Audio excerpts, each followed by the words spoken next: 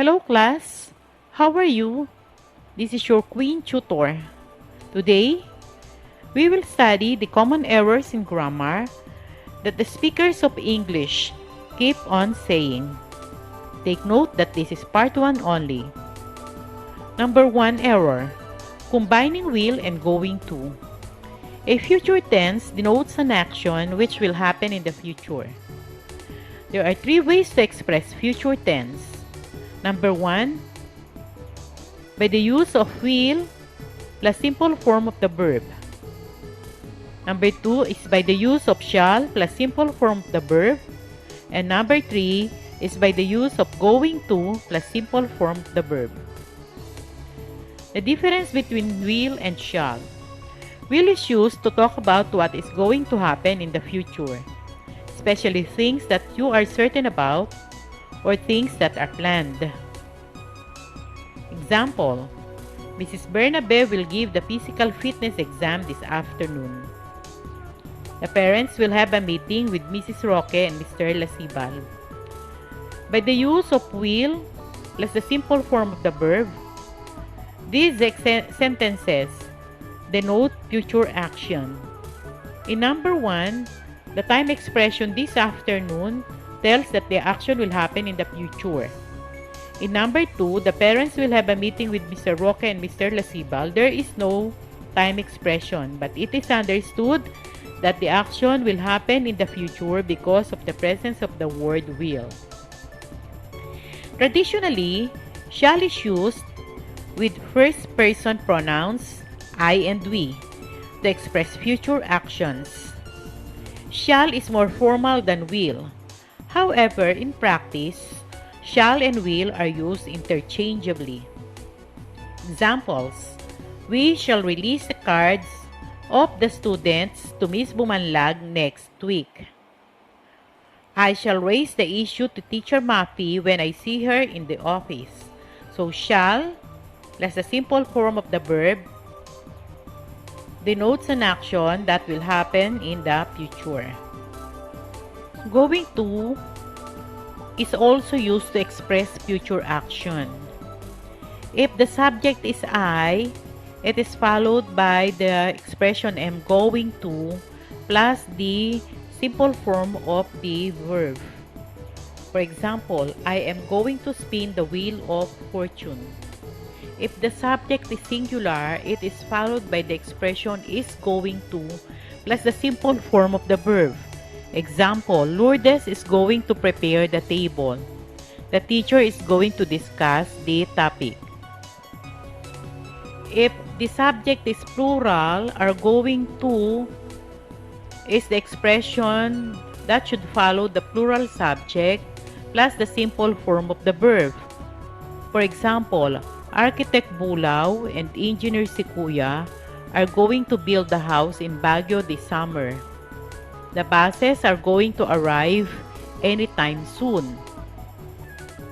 If the subject is I, it is followed by the expression am going to plus the simple form of the verb. If the subject is singular, it is followed by the expression is going to plus the simple form of the verb. If the subject is plural, it is followed by the expression are going to plus the simple form of the verb. Nowhere you will see the expression will going to, so avoid using will going to because it is a wrong grammar. The next error in grammar is the use of the expression one of the. When the expression one of the is used, the noun that follows it must always be in the plural form. For example, one of the ladies invented the solar panel. Carol explained that she was one of the relatives of Mr. and Mrs. Torres. So you will say one of the bags, one of the houses, one of the buildings. Don't say one of the building, one of the house because that is wrong or they are wrong. When you say one building, That's correct. When you say one boy, that's correct. That's proper. But you don't say one of the boy, one of the houses. Instead, you will say one of the boys, one of the houses. So remember that the expression one of the is always followed by a plural noun. The third error is the use of the auxiliary verb did. Remember that the auxiliary verbs do, does, or did always go together with another verb in the base form. When you say verb in the base form, you mean verb in the simple form. A verb that does not end in S or ES or D or ED or ING or EN. It is the simple form of the verb. So, did is the past form of do and does. Example, did Gladys report to school yesterday? Question mark there.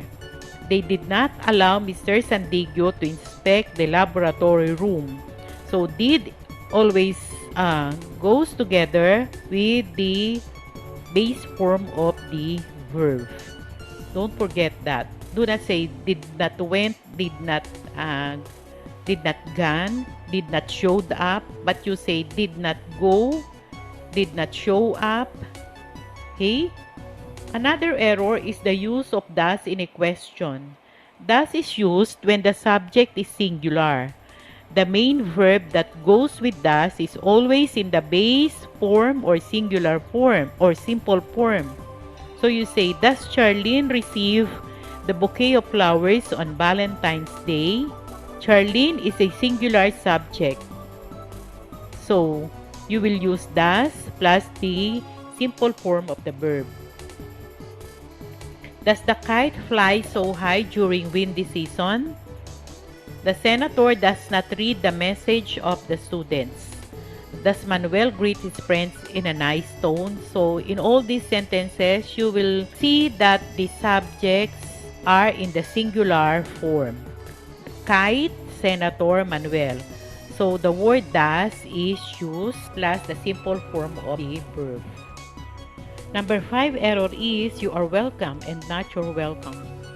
After we give thanks to someone, the answer that we usually hear is you are welcome. There is no problem when we just hear it. The problem lies when the person who wants to extend that expression to someone writes it. Instead of writing you are welcome, he shortened it and he makes it you're welcome. There's no problem with that if the contraction of you and are is well written. But sometimes, or most of the times, the contraction of you and are is written as Y-O-U-R. And it says you're welcome, which should not be the case. The proper way to write it is you are welcome and not you're welcome. You are welcome is used as a polite response to thanks. There are times that the words you and are contracted when writing the expression you are welcome. Take note that you are welcome is a sentence. It has a sense. You're welcome is not even a sentence and it has no meaning. But if you're going to write it as your, which is spelled Y-O-U apostrophe R-E and then welcome, then that will be okay. So let's wrap up. The common errors in grammar are the following. 1. Combining will and going to. So do not combine will with going to. That's wrong. Number 2, error is the use of the expression one of the. Pag ginamit mo yung expression one of the, ang laging kasunod nun ay plural subject. Number 3, pag ginamit mo yung salitang did, ang laging kasama nun ay yung simple form of the verb. Ganon din ang salitang does. Kapag ginamit mo ang salitang does, yun ay gagamitin mo sa singular verb. At ang laging kasunod nun ay ang simple form of the verb. Ang did naman ay pwede mong gamitin kahit na singular or plural subject, pero ang laging kasama nun ay simple form of the verb din.